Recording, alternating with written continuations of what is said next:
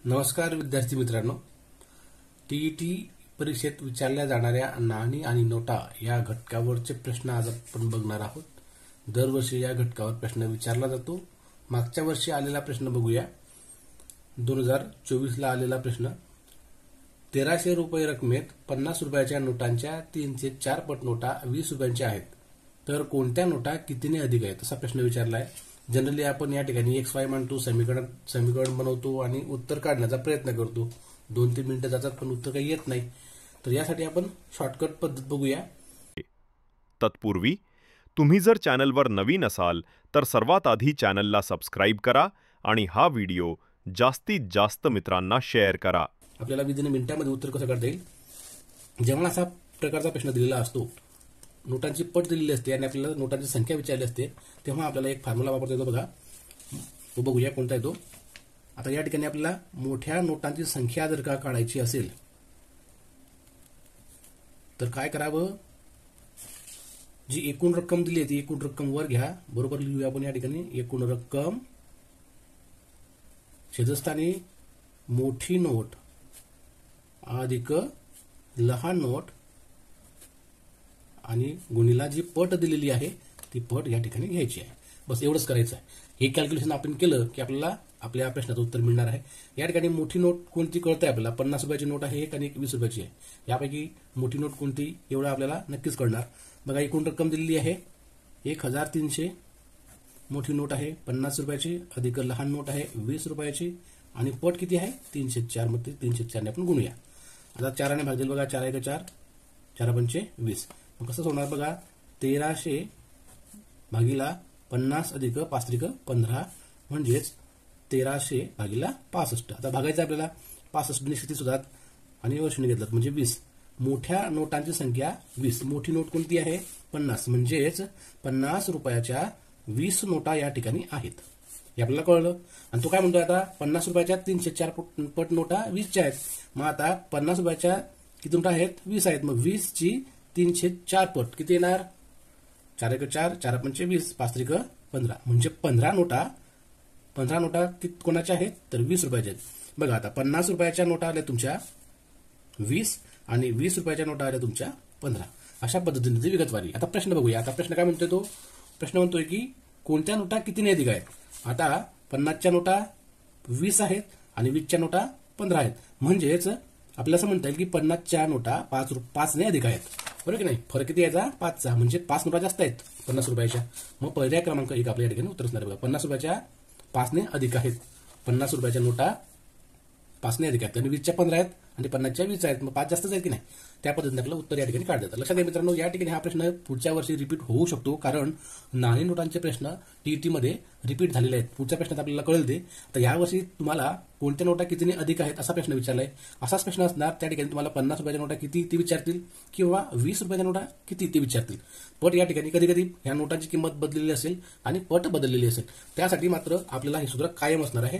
लक्षात घ्या, जेव्हा अशी पट दिलेली असते आणि आपल्याला नोटांची संख्या माहिती पाहिजे असते, तेव्हा एकूण रक्कम छेदस्थानी मोठी नोट अधिक लहान नोट आणि पट याचे कॅल्क्युलेशन करून आपल्याला मोठ्या नोटांची संख्या मिळते। मोठ्या नोटांची संख्या मिळाली की लहान नोटची संख्या आपल्याला आपोआप काढता येते। अशा पद्धतीने आपल्याला 1 मिनिटाच्या आत याचं उत्तर काढता येतं। आपल्याला विदिन मिनिटांमध्ये उत्तर कसं काढता येईल, जेव्हा असा प्रकारचा प्रश्न दिलेला असतो, नोटांची पट दिलेली असते आणि आपल्याला नोटांची संख्या विचारली असते, तेव्हा आपल्याला एक फॉर्म्युला वापरता येतो बघा। तो बघूया कोणता येतो। आता या ठिकाणी आपल्याला मोठ्या नोटांची संख्या जर का काढायची असेल तर काय करावं, जी एकूण रक्कम दिली आहे ती एकूण रक्कम वर घ्या, बरोबर लिहूया आपण या ठिकाणी एकूण रक्कम छेदस्थानी मोठी नोट अधिक लहान नोट आणि गुणिला जी पट दिलेली आहे ती पट या ठिकाणी घ्यायची आहे। बस एवढंच करायचं आहे। हे कॅल्क्युलेशन आपण केलं की आपल्याला आपल्या प्रश्नाचं उत्तर मिळणार आहे। या ठिकाणी मोठी नोट कोणती कळते आपल्याला, 50 रुपयाची नोट आहे एक आणि 20 रुपयाची आहे। यापैकी मोठी नोट कोणती एवढं आपल्याला नक्कीच कळणार। बघा, एकूण रक्कम दिलेली आहे 1000, सर्वांना सुद्धा होईल। हा प्रश्न रिपीट होऊ शकतो, परत सांगतोय। या ठिकाणी 20 रुपयाच्या नोटा विचारतील किंवा 50 रुपयाच्या नोटा विचारतील किंवा मग आता या ठिकाणी उलटा पण विचारू शकतो। बघा, या ठिकाणी जरी कितीने अधिक आहेत, मागच्या वेळेस किंवा पुढच्या वेळेस कितीने कमी आहेत असा सुद्धा ऑप्शन या ठिकाणी असू शकतो। असं मी काय सांगतोय तुम्हाला पुढे समजेलच। बघा, पुढच्या उदाहरणातून तुम्हाला तो अंदाज येईल। पुढचं उदाहरण बघा काय आहे, फक्त काही 500 रुपयाच्या व काही 2000 रुपयाच्या नोटा असलेल्या पिशवीत 30,500 रुपये आहेत, तर त्या पिशवीत खालील पर्यायापैकी 500 रुपयाच्या किती नोटा असू शकतील? आता हा प्रश्न 2017ला आला होता, तोच प्रश्न 2018ला आहे, तोच प्रश्न 2021ला पण आहे. म्हणजे हा एकच प्रश्न त्याने 3 वेळेस रिपीट केलेला आहे. 3 वेळेस हाच प्रश्न आहे, फक्त पर्याय वेगळे आहेत. आता पर्याय वेगवेगळे का आहेत ते पण आपण उदाहरणात समजून घेऊया. चला आता उदाहरण बघूया. आता परत वाचतो उदाहरण बघा. फक्त काही 500 रुपयाच्या व काही 2000 रुपयाच्या नोटा असलेल्या पिशवीत 30,500 रुपये आहेत, तर त्या पिशवीत खालीलपैकी 500 रुपयाच्या किती नोटा असू शकतील? 500च्या विचारल्या आहेत, पुढच्या वेळेस कदाचित 2000च्या विचारतील, काही प्रॉब्लेम नाही. तो सोडवायचा कसा ते बघूया. आता या ठिकाणी रक्कम किती दिली आपल्याला? या ठिकाणी बघा रक्कम दिली आहे 30,500. आता 30,500 रुपयामध्ये फक्त 500च्या म्हटले आपण काय? फक्त 500च्या नोटा जर किती असतील तर आपण काय करणार? याला 500ने भागणार. 500ने जर भागितलं आपण बघा 5 × 5 5 × 30 आणि 5 × 5 म्हणजे 61 नोटा. 61 नोटा ज्या असतील त्या किती असतील? 500 रुपयाच्या असतील. फक्त 500, याच्यात 2000ची नोट नसेल. पण तो काय म्हणतोय, पिशवीमध्ये फक्त 500 रुपये नाही आहे, 2000च्या पण आहे. मग आता फक्त जर का 500 रुपयाच्या आपण या ठिकाणी 61 नोटा धरल्या तर 2000च्या नोटा किती असतील? 0 असतील. बरोबर की नाही? मग आता या ठिकाणी जर या ठिकाणी 61 आहे, 61 नोटा 500च्या आहेत आणि 1000च्या 0. मग जेव्हा एक नोट तुमची 2000ची असेल तेव्हा इकडच्या 500च्या नोटा किती कमी होतील? 4 कमी होतील. 4 का कमी होतील? कारण 500 500 500 आणि 500 असे 4 नोटा जर केल्या तर 2000 होतात की नाही? मग 2000ची तुम्ही जर एक नोट घेतली तर इथल्या तुम्हाला 4 नोटा कमी कराव्या लागतील. म्हणजे वजा 4 केलं तर उत्तर किती येतं बघा? किती येतं? 57. म्हणजे 57च्या 500 नोटा असू शकतात किंवा 2000ची एक. म्हणजे हे दोन्ही रक्कम मिळून तुमची 30,500 रक्कम बनते आहे. आता हा सिक्वेन्स आपल्याला पुढे कंटिन्यू घ्यायचा. या ठिकाणी जर का 2 नोटा असतील तर परत वजा 4 करा, किती येणार? 53. 3 नोटा 1000च्या असतील तर या ठिकाणी परत 4 वजा करा, किती येणार?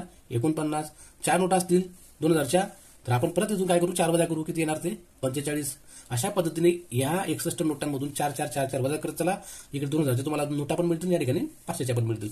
परत या ठिकाणी जर का 2000च्या 5 नोटा घेतल्या तर 500च्या तेव्हा 45 नाही तर किती असणार?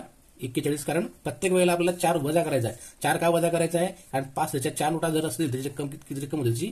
2000.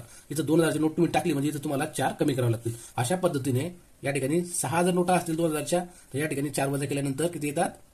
37. 7 नोटा असतील तर 4 वजा केल्यानंतर येतील 33. परत इथं 8 नोटा असतील 4 वजा करा, किती येतील? 29.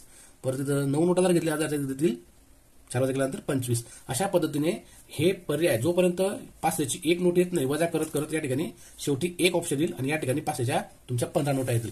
अशा पद्धतीने 2000च्या 15 नोटा येतील. अशा पद्धतीने आपल्याला नोटांची संख्या व्हेरिएबल आहे. हे ऑप्शन हा पण ऑप्शन बरोबर आहे, हा पण ऑप्शन बरोबर आहे, हा पण ऑप्शन बरोबर आहे, हा पण ऑप्शन बरोबर आहे. आणि म्हणून तुम्हाला प्रत्येक वर्षी या ठिकाणी उदाहरण सेम आहे, फक्त पर्याय बदलले आहेत. आता बघा 17मध्ये त्यांनी प्रश्न हाच विचारला होता आणि 500 रुपयाच्या त्यांनी नोटा विचारल्या होत्या, तर किती येतील? 37. पर्यायामध्ये तुम्ही जो पर्याय बघाल, आता हा पर्याय बघा 31, 27, 51 आणि 37 असे जर पर्याय पाहिले तर तुम्हाला दिसतंय यामध्ये 31 पर्याय नसणारच. बघा या ठिकाणी दिसतं आपल्याला 33, 37.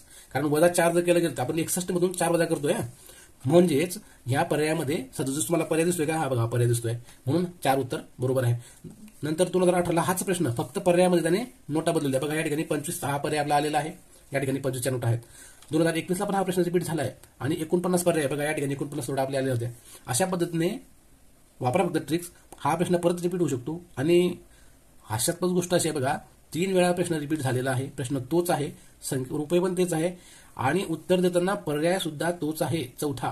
म्हणजेच प्रश्नपत्रिकांचं अनालिसिस करून तुम्ही जर अभ्यास केला आणि या प्रश्नाचं काहीच नॉलेज नसलं तरी मागच्या उदाहरणावरून 4 4 4 4 जरी सलग 3 वर्षी हे उदाहरण आलेलं आहे आणि त्यांनी पर्याय क्रमांक 4ही ठेवला. ही योगाची गोष्ट आहे. बघा इथं आपल्याला काही टुक्का लावायची गरज नाही, ही आपल्याला ट्रिक समजलेली आहे. अशा पद्धतीने आपण नाणी नोटा काढू शकतो. यावेळेस त्यांनी 500च्या नोटा विचारल्या, मागच्या वेळेस 1000च्या 2000च्या नोटा विचारू शकतील, काय प्रॉब्लेम. चला पुढचा प्रश्न बघूया. तर या सगळ्या उदाहरणावरून आपल्याला असं कळतं की मागच्या प्रश्नपत्रिकेचा जेवढा तुम्ही अभ्यास कराल आणि सराव कराल तेवढे आपले चान्सेस जास्त होतात क्वालिफाय होण्याचे, हे लक्षात ठेवा आणि अभ्यासाची दिशा मिळते. चला जास्त टाइमपास न करता पुढचा प्रश्न घेऊया. पुढचा प्रश्न बघा, काही 100 रुपयाच्या व काही 50 रुपयाच्या नोटा असलेल्या पाकिटात 15,500 रुपये आहेत, तर त्या पाकिटात खालीलपैकी 50 रुपयाच्या किती नोटा असू शकतील? सेम असाच प्रश्न आहे हा वरचा, हा जो प्रश्न पहिला आपण 500 रुपयाच्या आणि 2000 रुपये नोटा, सेम तसाच प्रश्न आहे, फक्त त्याने नोटा बदलवल्या आहेत. 100 रुपयाची नोट घेतली आहे, 50 रुपयाची नोट घेतली आहे आणि दुसरं ऍडिशन 15,500 रुपये अक्षरे दिले आहेत. या ठिकाणी नाणी नोटा प्लस संख्या वाचन लेखन याचं ज्ञान या ठिकाणी तपासलं. दोन कॉम्बिनेशन, दोन ज्ञानाचं कॉम्बिनेशन करून हा प्रश्न विचारला आहे. बघा मग दोन संबोध या ठिकाणी आपल्याला एकत्रित करायचे आहेत. सेम पद्धतीने आपल्याला ट्रिक कळलेली आहे. काय करणार आपण या ठिकाणी 15,500 रुपये कसे लिहितात ते पहिले समजून घेऊया. लक्षात घ्या, कधीही पाऊंड जो असतो तो 1 रुपयाचा पाऊंड जर म्हटला तर ते 75 पैसे होतात. दिसतंय का? बघा 1 रुपयाचा पाऊंड म्हटला तर तो 75 पैसे होतो. लक्षात घ्या आणि अभ्यासाची दिशा मिळते. चला जास्त टाइमपास न करता पुढचा प्रश्न घेऊया. पुढचा प्रश्न बघा, काही 100 रुपयाच्या व काही 50 रुपयाच्या नोटा असलेल्या पाकिटात 15,500 रुपये आहेत, तर त्या पाकिटात खालीलपैकी 50 रुपयाच्या किती नोटा असू शकतील? आणि 100 रुपयाचा जर पाऊंड म्हटला पाऊंड तर तो किती होतो? 75. आणि 1000 रुपयाचा जर पाऊंड म्हटला तर तो किती होतो? 750. या गोष्टी आपल्याला माहिती असायला पाहिजेत. आणि 100 रुपयाचा जर पाऊंड म्हटला पाऊंड, बघा 15,500 आपण कसं लिहिणार? 15,500 आपण 14,750 या पद्धतीने आपल्याला 15,500 लिहिता येतील. म्हणजे या ठिकाणी आपली कसोटी आहे, संख्या लेखनाचं ज्ञान तपासलं जाते. 14,750 आपण लिहिले. आता या 14,750 मध्ये 50च्याही नोटा आहेत आणि 100च्याही नोटा आहेत. पहिले आपण काय करूया, 14,750 मध्ये फक्त 50च्या नोटा किती असतील ते चेक करूया. हा शून्य गेला, शून्य गेला, 5 1 5, 5 2 10 उरले 2, 5 2 10 उरले 4, 4 वर्ष गेला 47, 5 9 45 उरले 2 आणि 5 5 25, 295. म्हणजेच 50च्या फक्त 50च्या नोटा जर पाहिल्या तिथे 295 येतील आणि 100च्या नोटा या ठिकाणी 0 येतील. पण तो काय म्हणतोय उदाहरणामध्ये म्हणतोय तो की या ठिकाणी 100च्या नोटा सुद्धा आहेत. 100 रुपयाच्या काही नोटा आणि 50 रुपयाच्या काही नोटा, फक्त 50 नाही. त्याच्यामुळे हा पर्याय 295 या ठिकाणी उत्तरात दिलेला आहे, तो येणार नाही. लक्षात घ्या, इथं फिरकी घेतलेली आहे, या ठिकाणी आउट होऊ शकतो. आउट होऊ नका, साधं लॉजिक आहे. दोन्ही प्रकारच्या नोटा आहेत. या ठिकाणी 50 रुपयाच्या 295 होतात आणि 100 रुपयाची 0 नोट आहे. म्हणजे फक्त एकाच प्रकारची नोट गणली जाईल, म्हणून 295 उत्तर येणार नाही. आपण काय करतो, मागच्या उदाहरणाप्रमाणे आपण जसं 500च्या आणि 2000च्या नोटाचं रूपांतर केलं तसं 50 रुपयाची नोट आणि 50 रुपयाची नोट ह्या दोन नोटा मिळून काय होतात? 100 रुपये. मग जेव्हा आपण या ठिकाणी आता एक नोट 100 रुपयाची घेऊ तेव्हा 50 रुपयाच्या 295 नोटा असतील का? नाही, 2 कमी करावं लागतील. म्हणजे 293 ह्या नोटा येतील. जेव्हा म्हणजेच हा तुमचा पर्याय असू शकतो. त्या पाकिटामध्ये एक 100 रुपयाची नोट असू शकेल किंवा 293 रुपयाची नोट असू शकेल. दुसरं बघा, या ठिकाणी 2 जर कमी केले तर 200 किती येणार? 91. परत या ठिकाणी तिसरी नोट घेतली आपण 100 रुपयाची, तर 2 कमी करा किती येणार? 289. बरोबर. अशा पद्धतीने आपण या ठिकाणी ह्या 50 रुपयाच्या नोटांच्या संख्येमधून 2 2 2 2 आपल्याला काय करायचे आहे? वजा करत चालायचे आहे. 2 2 वजा केले तर आपल्याला हे सगळे उत्तर बरोबर आहेत. आता आपल्याला पर्याय पाहिजे आहे. आता पर्यायामध्ये बघा या ठिकाणी 123 फार लांब आहे. 315 इथं थोडसा लॉजिक वापरायचं. बघा 315चं उत्तर येणार नाही, कारण 295 पण आपल्या 50च्या नोटा आहेत, त्यामुळे 315 पर्याय येणारच नाही. 295 फक्त 50च्या नोट आहेत, म्हणून तो येणार नाही. राहिला 98. थोडं लॉजिक आहे बघा, हे 295 विषम संख्या आहे. मग विषम संख्येमधून आपण कंटिन्युअस 2 2 2 2 वजा करतोय, म्हणजे 2 2 वजा केलं तर कोणती संख्या येणार? विषमच येणार. इथं विषमच येणार, इथं विषमच येणार. म्हणजेच 50ची नोट इथं या लाईनमध्ये कोणतीच समय येणार नाही, सगळ्या विषम येतील, कारण वजा 2 करतो. या ठिकाणी वजा 2 केल्यानंतर इथं जर चौथी नोट आपण 4 नोट 100च्या घेतल्या तर या ठिकाणी 287 या 50च्या येतील. ही 5 नोट घेतली तर या ठिकाणी 285 या 50च्या येतील. अशा पद्धतीने या ठिकाणी सगळी विषम असणार आहे आणि पर्यायामध्ये 98 सम आहे, म्हणून हा पण येणार नाही. इथं जास्त 123 पर्यंत लांब जायची गरज नाही. इथं आपलं थोडंसं लॉजिक वापरून या ठिकाणी आपलं उत्तर सापडतं 123.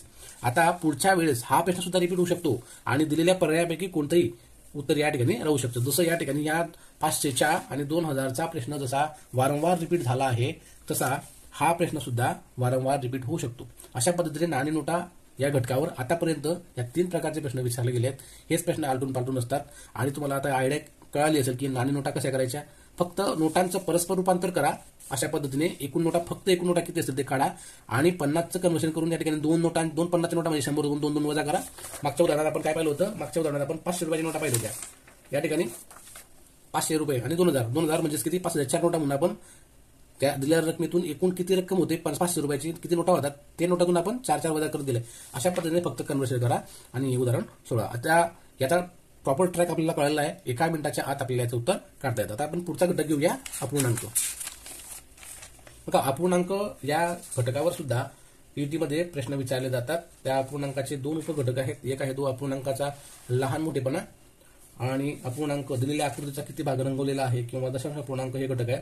आज आपण अपूर्णांकाचा लहान मोठेपणा आणि रंगवलेल्या भागाचा अपूर्णांक ओळखणे या 2 गोष्टी बघणार आहोत. अपूर्णांक या घटकावर सुद्धा टीटी मध्ये प्रश्न विचारले जातात आणि रिपीट होतात. मग असे म्हटलं की प्रत्येक घटकाचे प्रश्न प्रश्नपत्रिकेमध्ये परत परत रिपीट होतात.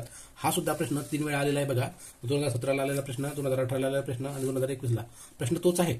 बघूया आता या ठिकाणी प्रश्न वाचून बघूया काय म्हणतोय तो.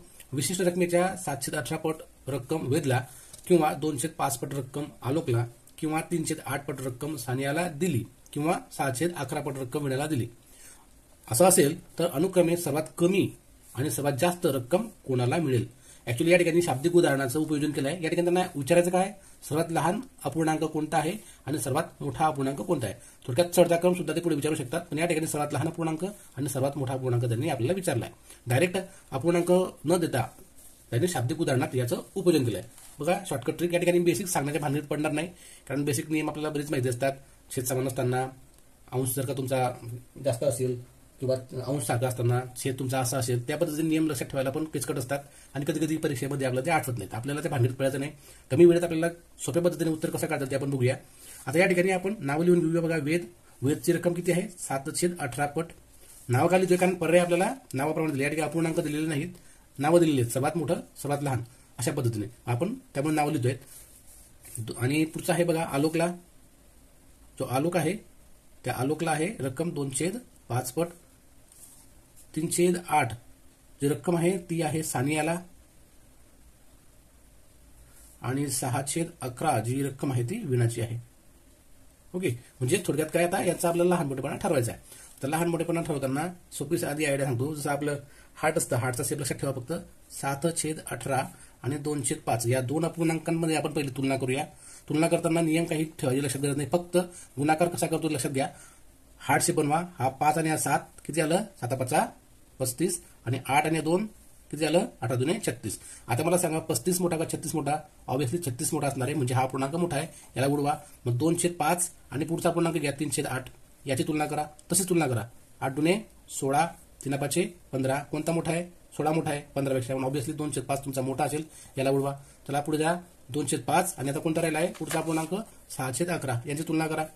आता त्याचप्रमाणे 11×2 22 आणि 5×7 30. कोण मोठा आहे, 30 मोठा आहे, म्हणजे हा पूर्णांक मोठा असेल, याला उडवा. म्हणजे मोठा पूर्णांक कोणता आला, 611, म्हणजेच वीणाला जास्त रक्कम मिळणार आहे, हे आपल्याला कळलं. आता पुढे काय म्हणतो, तो सर्वात लहान आणि सर्वात मोठा. सर्वात मोठा आपण काढला 611. आता सर्वात लहान बघूया.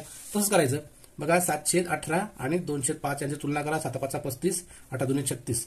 कोण असणार आहे लहान, लहान हा असणार आहे, हा मोठा असणार आहे. आपल्याला लहान पाहिजे, याला उडवा. 718 तुमचा लहान असणार. मग पुढे घ्या. कोणता आहे आता, 308. 7×8 किती होतात, 56 आणि 8×3 54. 308 आहे ना, लक्षात घ्या. आता लहान आपण बघतोय, कोणता येणार, 308. हा याला उडवा. आता 308 आणि 611 याच्या तुलना करा. 11×3 33 आणि 6×8 48. कोण मोठा आहे, 48 मोठा आहे. लहान कोण आहे, 33 आहे. मोठ्याला उडवा. आपल्याला लहान शोधायचं आहे, म्हणजे 308 तुमचा लहान असणार आहे. म्हणजेच सगळ्यात लहान अपूर्णांक 308 आहे आणि सर्वात मोठा अपूर्णांक 611 आहे. मग आता बघा, त्याने प्रश्न काय विचारला होता आपल्याला, सर्वात लहान कोण आहे, सानिया, आणि सर्वात मोठा कोण आहे, वीणा. म्हणजेच ती जी रक्कम आहे ती सानियाला सर्वात कमी मिळेल आणि सर्वात जास्त वीणाला मिळेल. अशा पद्धतीने हाच प्रश्न 2018ला विचारला आहे. या ठिकाणी फक्त त्याने मोठा विचारलाय, सर्वाधिक रक्कम कोणाला मिळेल, आणि फक्त नाव बदललं या ठिकाणी. उदाहरण सेम आहे, लक्षात घ्या.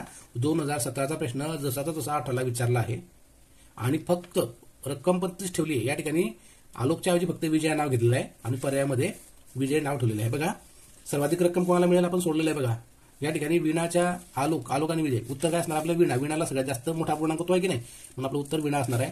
आता टीटीला हाच प्रश्न, सर्वात कमी रक्कम कोणाला मिळेल, सर्वात रक्कम कमी कोणाला मिळाली, सानियाला मिळाली. बघा, म्हणजे हे उदाहरण 2017ला ज्याने सोडवलं त्याला 18ला पण ते आलं असेल आणि 21ला पण आलं असेल, त्याला माहिती नसेल की वीणा जास्त आहे आणि सानिया कमी आहे. ओके, आता एक तुम्ही जर का प्रश्नपत्रिकेचं ऑब्झर्वेशन केलं, तुम्हाला एक गोष्ट अशी दिसते की 2018 ची जी प्रश्नपत्रिका होती टीईटीची, जवळजवळ गणिताचे 90% प्रश्न सारखे होते.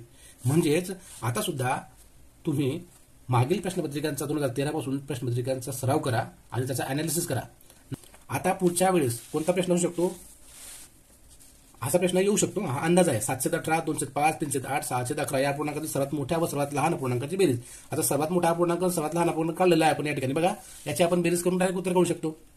बरोबर का, शेत समान करा आणि उत्तर काढा. अशा पद्धतीचा प्रश्न या ठिकाणी येऊ शकतो, संभाव्यता आहे. कारण असं का सांगतोय मी, कारण तुम्ही मागचे आता आपण नाणी नोटा पाहिल्या, नाणी नोटामध्ये सुद्धा प्रश्न रिपीट झाले. या ठिकाणी सुद्धा अपूर्णांकाचं जे पट आहे उदाहरणं ते सुद्धा रिपीट होत आहेत.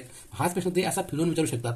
अशा पद्धतीने अपूर्णांकाचा प्रश्न या ठिकाणी येऊ शकतो. आता बघा सर्वांसाठी RRB 2019 आलेला प्रश्न आहे बघा. 506, 711, 203, 809, 607 यामधला मोठा अपूर्णांक कोणता. आपल्या पद्धतीने आपण हे करू शकतो. किंवा मग याला एक बेसिक जर म्हटलं, एक शिकायचं म्हटलं बेसिक, तर ते असं आहे की त्यांच्याला जो फरक आहे, हा जो फरक आहे तो सारखा करून घ्यायचा असतो. त्याला 27 कडून मग ज्याचा अपूर्णांक मोठा, ज्या अपूर्णांकाचा अंश मोठा तो अपूर्णांक मोठा असं असतो. पण तेवढं बेसिक शिकण्याची आपल्याला आत्ता तरी वेळ नाही आपल्याकडे. कमीत कमी मला वाटतं आता 23ला परीक्षा आहे आणि त्या अनुषंगाने आजची तारीख 6 म्हणजे फारच कमी दिवस आहे. बेसिक शिकण्याच्या नादात आपल्याला पडायचं नाहीये. कमी वेळेत आपल्याला जास्तीत जास्त मार्क कसे घेता येतील ते पाहिजे. या ठिकाणी सुद्धा आपण असं करणार आहे बघा. सर्वात मोठा अपूर्णांक काढताना आपली ट्रिक वापरणार आपण 6/11, 11×5=55, 6×6=36, लहान आहे उडवा, मोठा विचारलाय 5/6 पुढे न्या, 5/6 नंतर 2/3 घ्या, 2/3 5×5=15, 7×12 कोण मोठा आहे 5/6, मग 2/3 जाऊ द्या, 5/6 पुढे घ्या, 5/6 नंतर कोणता आहे बघा इथे. आता 8/9 घेऊ आपण, 9×45 आणि 6×8=48 कोणता असणार आहे 48 मोठा आहे की नाही 45 पेक्षा, म्हणजे हा जाऊ द्या, याला पुढे घ्या 8/9 दिसतंय का 8/9 आणि पुढचा आहे 6/7, मग 7×8=56 आणि 6×9=54. मग आता मोठा कोण आहे 56 मोठा आहे, म्हणजे 8/9 मोठा आहे. मग सर्वात अपूर्णांक कोणता असेल तुमचा 8/9. अशा पद्धतीने पटापट आपल्याला ही ट्रिक, कोणताही नियम लक्षात ठेवायची गरज नाही. फक्त तुमचं हृदय लक्षात ठेवा आणि परीक्षेच्या वेळेमध्ये हृदयाचे ठोके वाढू देऊ नका. बस एवढी काळजी घेतली तर आपल्याला गणितामध्ये पैकीच्या पैकी मार्क मिळता येतील. आकृतीद्वारे अपूर्णांक दर्शवण्यावर सुद्धा प्रश्न यावेळेस विचारला गेलाय बघा. खालील आकृतीत न रंगवलेला भाग दर्शवणारा अपूर्णांक कोणता. यावर्षी म्हणजे मागच्या वर्षी विचारला गेलेला प्रश्न हा. या ठिकाणी त्यांनी वर्तुळाची विभाजित वर्तुळ आहे याचे सारखे भाग केलेले आहेत. सारखे भाग आहे समजा.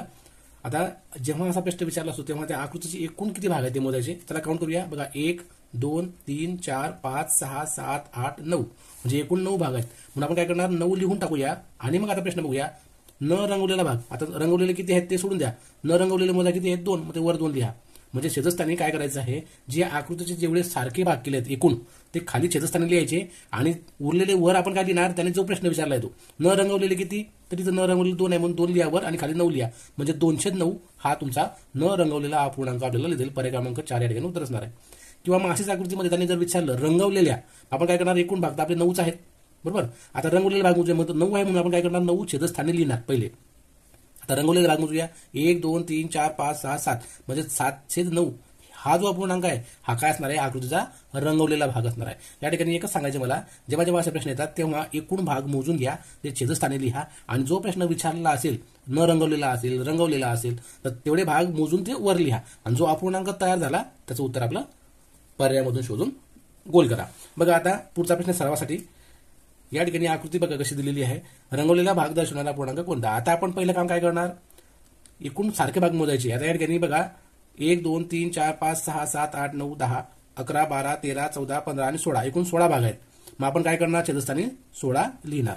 आता रंगवलेला म्हणतोय मग 1 2 3 4 5 6 7 8 8 भाग रंगवलेले आहेत. मग 8/16 तुमचं उत्तर बरोबर आहे. पण पर्यायामध्ये 8/16 उत्तर नाही असा सुद्धा प्रश्न येऊ शकतो. मग काय करणार आपण, याला सममूल्य बनवणार. याला कापता येते बघा, याला 2 ने कापता येतं बघा, सॉरी 8 कापता येते. 8 आहे का 8 8 2 16 म्हणजे उत्तर किती राहतं तुमचं 1/2 म्हणजेच 8/16 सममूल्य आहे, सारखाच आहे हा, म्हणून 1/2 या ठिकाणी आपल्या पर्याय क्रमांक 2 उत्तर असणार आहे. जर का काठीण्य पातळी वाढवायची म्हटली तर अशा पद्धतीने डायरेक्ट उत्तर न देता त्याचं सममूल्य सुद्धा बनवून आकृती बनवतील आणि आपल्याला या ठिकाणी प्रश्न विचारला जाऊ शकतो. तेव्हा ही गोष्ट लक्षात असू द्या. 8/16 म्हणजेच 1/2. बरं आता न रंगवलेला भाग बघा. तर न रंगवलेला भाग या ठिकाणी माझा पर्याय दिला 8/16 या ठिकाणी दिलेला आहे म्हणून डायरेक्ट आपण उत्तर लिहू शकतो. अशा पद्धतीने रंगवलेल्या भागावर जर प्रश्न आले आपल्या अपूर्णांक ओळखा असा प्रश्न असला तर त्या आकृती कशी असो, वर्तुळाकृती असो किंवा आयताकृती असो चौकोनी असो, त्याचे एकूण जेवढे भाग आहेत ते छेदस्थानी लिहायचे आणि तुम्हाला जो प्रश्न विचारला आहे रंगवलेला असेल तर रंगवलेले भाग मोजून वर लिहा आणि तो जर का संक्षिप्त होत असेल म्हणजे असं कापता येत असेल तर त्याला कापा. अदरवाईज पर्यायामध्ये जर ऑप्शन परिसर अभ्यास या विषयासाठी आजच्या 3 ते 4 गुणांसाठी एका शिक्षक मित्राने नोट्स काढले आहेत व त्याचे वाचन केले आहे ते पहा आणि ऐका आणि 3 ते 4 गुण पक्के करा.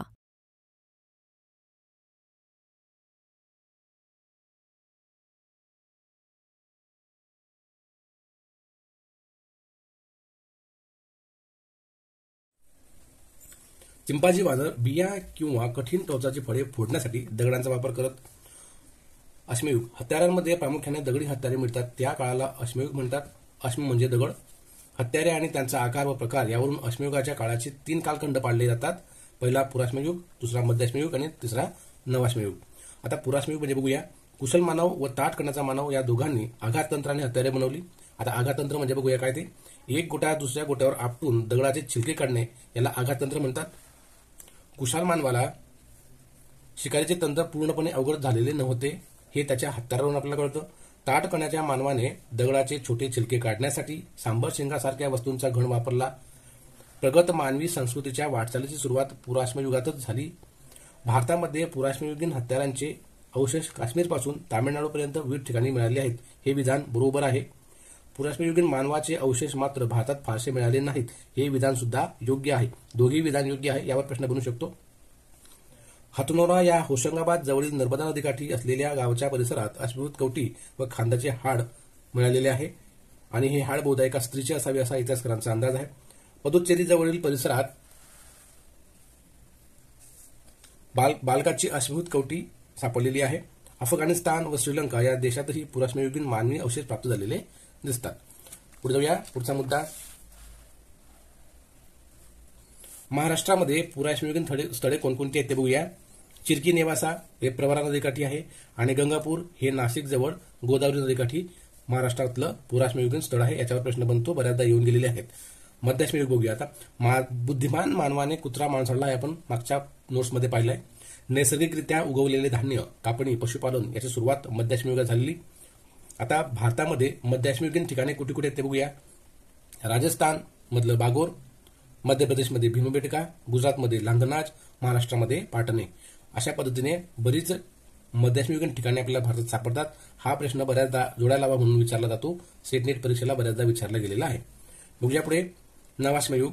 नव्या प्रकारची हत्यारे घडवली गेली. तो काळ म्हणजेच नवाश्मयुगाचा शेती व पशुपालन नित्याची जीवन पद्धतीच बनली. भारतामध्ये नवाश्मयुगीन ठिकाणे गंगेचे खोरे आणि दक्षिण भारतात बऱ्याच ठिकाणी पाहायला मिळतात. पुढचा मुद्दा बघूया. शक्तिमान मानव प्रामुख्याने गुहांमध्ये वस्ती करून राहत होते. मॅमोथ हा हत्तीचा पूर्वज आहे. याच्यावर प्रश्न बनू शकतो. हत्तीच्या तुलनेत आकाराने प्रचंड मोठा आहे. शेतीची सुरुवात हे नवाश्मयुगीन संस्कृतीचे वैशिष्ट्य आहे. पृथ्वीवर हिमयुग आणि आंतरहिमयुग असे कालखंड आलटून पालटून येत असतात. आता हिमयुग म्हणजे बघूया. हिमयुग म्हणजे पृथ्वीचा बहुतांश पृष्ठभाग बर्फाच्छादित असतो. थंड व सूक्ष्म हवामान असतं. त्या काळात समुद्रातील पाण्याची पातळी खूप खाली गेलेली असते. आंतरहिमयुग 2 हिमयुगांच्या मधला कालखंड त्याला आंतरहिमयुग म्हणतात. पृथ्वीच्या पृष्ठभागावरील बर्फ वितळतो, पाण्याची पातळी उंचावते, हवामान उबदार आणि आर्द्र असते. मध्ययुगात माणसाने कुत्रा पाळला हे पण मग पाहिलं. म्हणजे कुत्रा हा मांसाळलेला पहिला प्राणी. 11,000 वर्षापूर्वीचे शेतीचे पुरावे आपल्याला प्रथम इस्रायलमध्ये पाहायला मिळतात आणि शेती करण्याचं श्रेय किंवा सुरुवात करण्याचं श्रेय स्त्रियांना दिलं जातं. मिठाच्या व्यापारामुळे नवाश्मयुगातील व्यापार विस्तारायला मदत झाली. हा इथं प्रश्न बनतोय बघा. नवाश्मयुगातील व्यापार विस्तारण्याचं कारण मिठाचा व्यापार. गावाभोवती संरक्षक भिंती व खंदकाचे पुरावे हे नवाश्मयुगीन काळातले पुरावे आहेत. नवाश्मयुगाच्या सुरुवातीला कुळाची घरे बांधली जात होती. काही काळानंतर विटांची चौकोनी घरे बांधली जाऊ लागली. ख्रिश्चन थॉम्सन या इतिहासकाराने त्रियुग पद्धती अंमलात आणली. बघा. दगडांची हत्यारे असणारा कालखंड अश्मयुग, तांब्याची हत्यारे व इतर वस्तू असणारा ताम्रयुग, लोखंडाची हत्यारे व इतर वस्तू लोहयुग. आता हा काळाचा क्रम सुद्धा असाच आहे. पहिले अश्मयुग आहे, नंतर ताम्रयुग आहे, नंतर लोहयुग आहे. त्रियुग पद्धती कोणी अंमलात आणली तर ख्रिश्चन थॉम्सन. पुढचा मुद्दा बघा. प्रत्यक्षात सोने हा वापरात असलेला पहिला धातू आहे. मातीची भांडी बनवण्याच्या चाकाला बसवलेल्या दगडचं नाव कुणीचा दगड हा प्रश्न बनतो बघा. मातीची भांडी बनवण्याच्या चाकाला बसलेला दगड त्याला कुणीचा दगड म्हणतात. चाकाचा शोध हे ताम्रयुगाचं वैशिष्ट्य आहे. चाकावर चालणाऱ्या गाड्या आपल्याला सर्वप्रथम मेसोपोटेमियात दिसल्या. म्हणजे मेसोपोटेमिया या संस्कृतीमध्ये चाकावर चालणाऱ्या गाड्यांचा सर्वप्रथम उपयोग आपल्याला पाहायला मिळतो. हडप्पा संस्कृतीमध्ये सर्वाधिक प्राचीन नागरिक संस्कृती म्हणून ओळखली जाते आणि या संस्कृतीमध्ये चाकांची खेळणी आपल्याला सापडलेली दिसतात. पुढचा मुद्दा बघा. रिजोटा स्टोन हा शिलालेख. याची भाषा इजिप्शियन आहे. लंडन येथील ब्रिटिश म्युझियममध्ये ठेवलेला आहे आणि हा जो लेख आहे हा 3 लिपीमध्ये लिहिला गेला आहे. पहिली लिपी बघा इजिप्तची चित्रलिपी, त्याला हायरोग्लिफ्स असं म्हणतात किंवा देवलिपी सुद्धा म्हणतात. दुसरी डेमोटिक लिपी, याचा उपयोग दस्तऐवजसाठी त्या काळी वापरला गेला आणि तिसरी लिपी आहे ग्रीक लिपी. तर टॉलेमी पाचवा या राजाच्या गादीवर असल्याचा उल्लेख या रेजोचा स्टोन नावाच्या शिलालेखामध्ये आपल्याला दिसतो. आणि आपल्यासाठी अभिमानाची गोष्ट, जॉ फ्रान्सवा शॅम्पेलियॉन या फ्रेंच शिक्षकाने या पूर्ण लिपीचे वाचन केलेले आहे. बघा, शिक्षक इथं सुद्धा म्हणजे कोणत्या क्षेत्रात कमी नाही. त्याला पुढचा मुद्दा घेऊया. शिक्षक कोणत्या क्षेत्रात मागे नाही. ताम्रपाषाण युग. उत्खननात तांब्याच्या वस्तू मिळाल्या तरी त्याचे प्रमाण फार कमी आहे. त्यामुळे तांब्याचा उपयोग कसा करायचा हे माहीत असूनही दगडाची हत्यारे यांचाच वापर अधिक करायचा केला गेला. म्हणून अशा स्थळांना आपण ताम्रयुगीन न म्हणता ताम्रपाषाणयुगीन स्थळ असं म्हटलं गेलं इतिहासामध्ये. पुढचा मुद्दा बघा. तांब आणि कथील या दोघी धातूंच्या मदतीने नवीन संमिश्र तयार झालं, त्याला कास. आणि या कासे धातूचा वापर ज्या युगात केला गेला त्याला कासयुग म्हटलं गेलं. तांबे आणि जस्त या दोन धातूंच्या मिश्रणाने नवीन संमिश्र बनतं पितळ. लक्षात घ्या, हा प्रश्न येऊ शकतो. तांबे आणि कथीलपासून कोणता धातू बनवतात तर कासे. तांबे धातू आणि जस्त यांच्यापासून कोणतं संमिश्र बनवतं तर पितळ. हे पण संमिश्र आहे, हे पण संमिश्र आहे. त्यासाठी दोन धातू वापरले, तांबे कथील कासे, तांबे जस्त पितळ. ओके, पुढे बघा. हा प्रश्न येऊन पण गेलेला आहे 13 मध्ये. अस्वल गुहेत राहतो आपल्याला माहिती असावं. संस्कृती म्हणजे काय तर अनेक पिढ्यांकडून मिळालेले ज्ञान, या ज्ञानाच्या आधारे निर्माण झालेली जीवन पद्धती म्हणजे संस्कृती. नवश्मीयुगीन संस्कृती बघूया. कृषी प्रधान जीवनावर आधारलेली होती. नद्यांच्या खोऱ्यात त्याचा विकास झाला होता. जगात 4 प्राचीन नागरी संस्कृत्या आपण अभ्यासल्या. त्यातल्या बघा मेसोपोटेमिया, इजिप्त, सिंधू आणि चीन अशा 4 प्राचीन नागरी संस्कृती जगातल्या आहेत. त्यातली मेसोपोटेमिया बघू आता. मेसोपोटेमिया म्हणजे 2 नद्यांमधला प्रदेश. याचा अर्थ असा होतो, त्याला दोआब म्हणतात. मग 2 नद्या कोणत्या तर टायग्रिस आणि युफ्रेटिस या 2 नद्यांच्या काठी आपल्याला ही मेसोपोटेमिया नावाची संस्कृती विकसित झालेली दिसली. उरुक आणि निप्पूर हे या मेसोपोटेमिया या संस्कृतीची प्रसिद्ध नगर शहर आहेत, प्राचीन शहर आहेत. पुढचं बघा. इजिप्त नाईल नदीच्या खोऱ्यात ही संस्कृती बहरली. चीन होयांगो नदीच्या खोऱ्यामध्ये हुआंगदी राजा शेती, पशुपालन इत्यादीला त्यांनी प्रोत्साहन दिलं. त्याच्या राणीने रेशीम उत्पादन आणि रेशीम रंगवण्याचं तंत्र विकसित केलं. लोयांग, बीजिंग, चांगान ही महत्वाची नगरी आहेत चीन संस्कृतीची. जसा हा प्रश्न येऊन गेलेला आहे मगाशी, मेसोपोटेमिया संस्कृतीमधलं निपूर काय आहेत तर हे प्राचीन नगर आहेत. तसं लोयांग, बीजिंग, चांगान ही चीन संस्कृतीची प्राचीन नगरे आहेत. पुढे जाऊया. हडप्पा संस्कृती, सिंधू संस्कृती. सिंधू नदीच्या खोऱ्यात विकसित झालेली आहे. पंजाबमधील हडप्पा व सिंध प्रांतातील मोहेंजोदडो ही शहरे उजात आली. लोथल, गुजरातमधलं लोथल, गोलविरा ही जी आहेत ही शहरे सुद्धा हडप्पाकालीन शहरे आहेत.